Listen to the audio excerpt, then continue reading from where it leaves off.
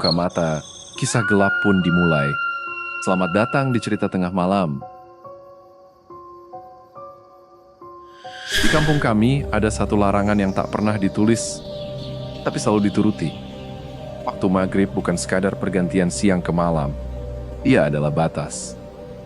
Batas antara yang hidup dan yang menunggu untuk terlihat. Orang-orang tua selalu mengingatkan. Mun gaus maghrib asup ka imah, ulah mandi, ulah ulin ka walungan.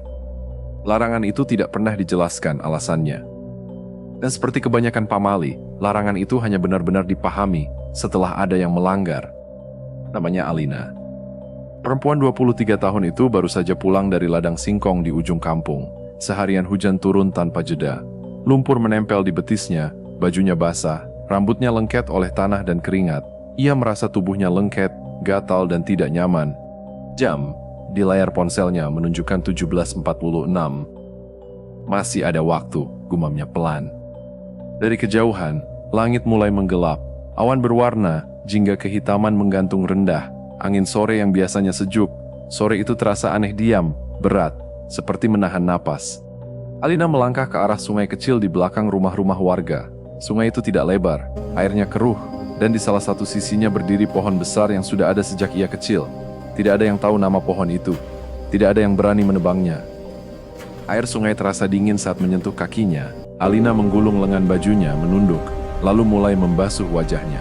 Air mengalir di pipi dan dagunya, membawa rasa lega. Namun, sesuatu terasa berbeda. Suara alam yang biasanya ramai serangga, burung, dedaunan menghilang. Sunyi. Alina menengadah.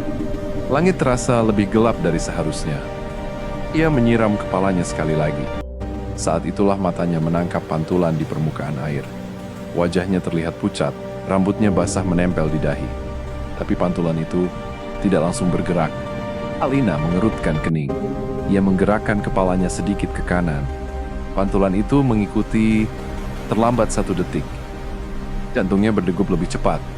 Angin tiba-tiba berembus, membuat permukaan air beriak.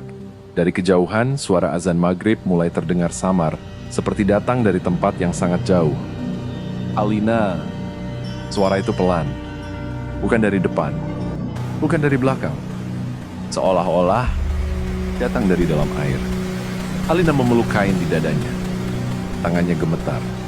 Ia sadar, ia sudah melewati waktu yang dilarang. Dan sesuatu sudah menyadarinya lebih dulu. Suara azan maghrib semakin jelas, menggema dari surau kecil di tengah kampung. Namun anehnya, alih-alih menenangkan, suara itu justru membuat bulu kuduk Alina berdiri. Seperti ada sesuatu yang ikut bangun bersama setiap lantunan takbir. Alina, suara itu terdengar lagi, lebih dekat. Alina menoleh cepat ke arah pohon besar di tepi sungai. Batangnya gelap, basah oleh hujan, dengan akar-akar besar yang menjalar ke tanah seperti jari-jari raksasa. Di balik batang itu, ada bayangan. Awalnya ia mengira itu hanya permainan cahaya, tapi bayangan itu bergerak, perlahan, licin, seolah tidak menginjak tanah. Alina mundur 1 langkah. Air sungai beriak, dinginnya kini terasa menusuk sampai tulang. Napasnya pendek-pendek. Ia ingin berteriak, tapi suaranya tertahan di tenggorokan. Siapa? Siapa di situ? Tanyanya dengan suara bergetar. Tidak ada jawaban. Hanya suara air dan azan yang semakin mendekat ke ujung kalimatnya. Bayangan itu keluar dari balik pohon. Sesosok perempuan berdiri di sana. Pakaiannya panjang, lusuh, warnanya samar antara coklat dan hitam. Rambutnya basah, menjuntai menutupi sebagian wajahnya. Kulitnya pucat terlalu pucat untuk orang hidup. Kakinya tidak menyentuh tanah. Alina menahan napas, matanya membelalak, tubuhnya kaku.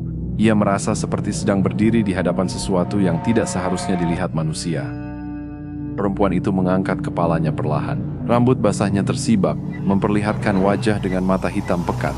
Tidak ada putih mata, tidak ada pantulan cahaya. Hanya gelap, dalam, kosong. Kamu mandi. Di waktuku, suara itu keluar pelan, serak, seperti air mengalir di tenggorokan yang busuk. Alina ingin lari. Kakinya berusaha bergerak, tapi terasa berat, seolah ada yang menahan dari dalam air. Ia menunduk, dan melihat riak kecil di sekeliling betisnya. Air itu bergerak ke arahnya. "Maaf, aku nggak tahu," ucap Alina lirih, hampir menangis.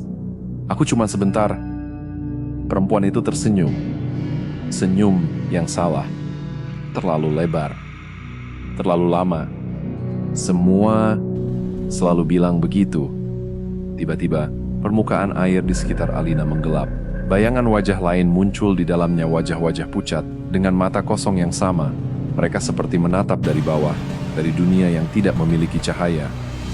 Azan maghrib selesai. Sunyi kembali turun. Dan pada saat itulah, Alina sadar. Ia tidak lagi sendirian di sungai itu. Air sungai yang semula dingin kini terasa berat. Bukan hanya menempel di kulit Alina, tapi seperti menariknya ke bawah. Ia mencoba melangkah mundur. Kakinya terangkat sedikit, lalu tertahan. Sesuatu melilit pergelangan kakinya. Bukan tangan, bukan pula akar pohon, tapi air itu sendiri, bergerak seperti punya kehendak. "Lepasin, tolong," bisik Alina panik. Permukaan air beriak pelan, membentuk lingkaran-lingkaran kecil.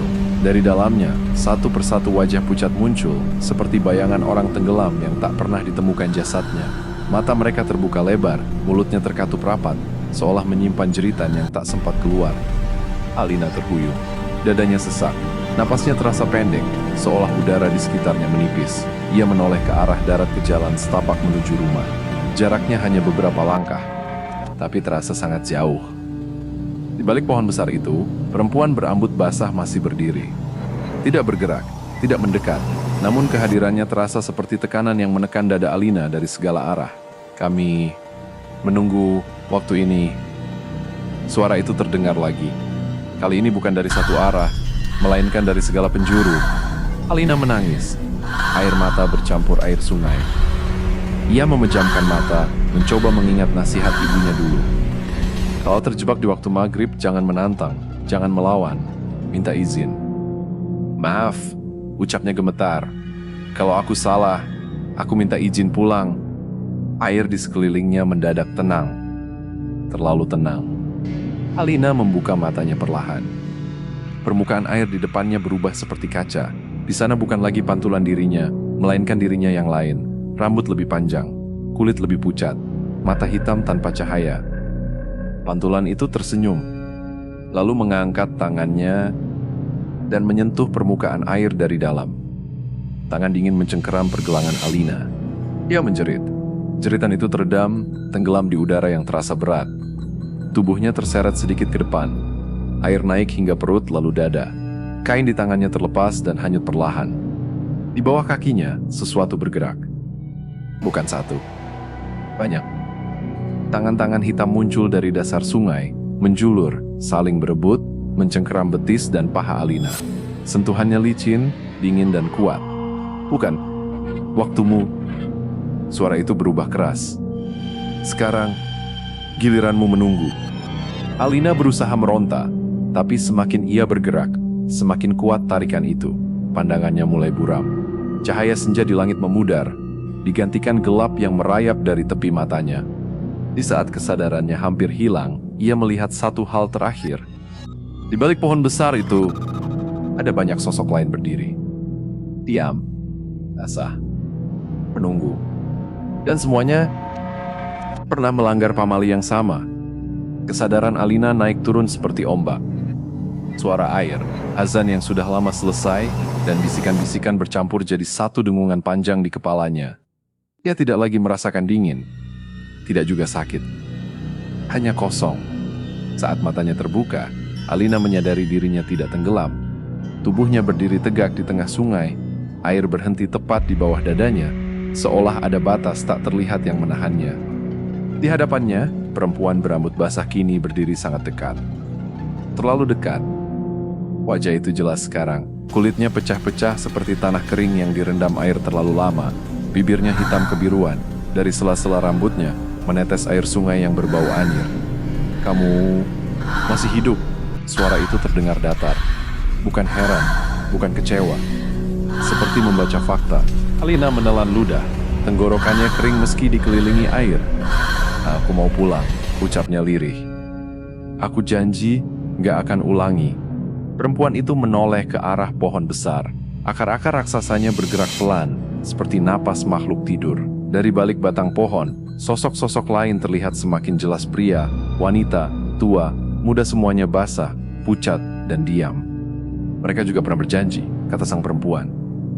Di waktu yang sama, dengan kata yang sama, Alina gemetar. Terus, kenapa aku masih di sini?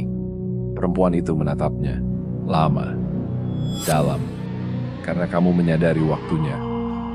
Ia mengangkat tangannya. Air di sungai bergetar, lalu memisah, membentuk jalur sempit menuju daratan. Penjaga maghrib tidak selalu mengambil nyawa, lanjutnya. Kadang, hanya mengambil sebagian. Alina mengerjap. Sebagian apa? Perempuan itu tersenyum tipis. Untuk pertama kalinya, senyumnya tidak sepenuhnya mengerikan, lebih seperti sedih. Waktu. Tiba-tiba, bayangan Alina yang lain muncul di air di sampingnya. Sosok itu menatapnya dengan mata hitam, lalu perlahan menyentuh dada Alina. Sentuhannya dingin, tapi tidak menyakitkan. Kenangan berkelebat di kepala Alina. Wajah ibunya. Suara tertawa teman-temannya. Rencana masa depan yang belum sempat terjadi. Satu persatu memudar. Kalau kamu keluar dari sungai ini, kata penjaga itu pelan, kamu akan hidup. Tapi setiap maghrib, jiwamu akan kembali ke sini. Air mulai surut. Jalur ke daratan terbuka sepenuhnya. Kamu akan menjadi pengingat, lanjutnya. Bagi yang lupa, bagi yang meremehkan. Air mata mengalir di wajah Alina. Ia tahu, ini bukan pilihan yang adil. Tapi ini satu-satunya. Dengan langkah gemetar, Alina berjalan menuju daratan. Setiap langkah terasa seperti meninggalkan sesuatu di belakangnya. Saat kakinya menyentuh tanah, udara kembali normal. Suara serangga terdengar lagi. Angin berembus pelan. Ia selamat. Namun dari balik sungai, penjaga maghrib berbisik terakhir kali. Ingat, kamu bukan lagi sepenuhnya milik dunia atas. Alina ditemukan warga di tepi sungai saat langit benar-benar gelap. Tubuhnya gemetar, wajahnya pucat, dan matanya kosong menatap ke satu titik yang tak terlihat siapapun. Astagfirullah. Alina! Teriak Bu Ratna tetangganya sambil memeluk bahunya. Alina tidak menjawab. Ia hanya menoleh pelan, lalu berbisik, maghrib sudah lewat. Warga membawanya pulang. Sepanjang jalan, Alina diam. Tidak menangis, tidak bicara. Seolah sebagian dirinya tertinggal di sungai itu. Orang-orang mengira ia hanya syok.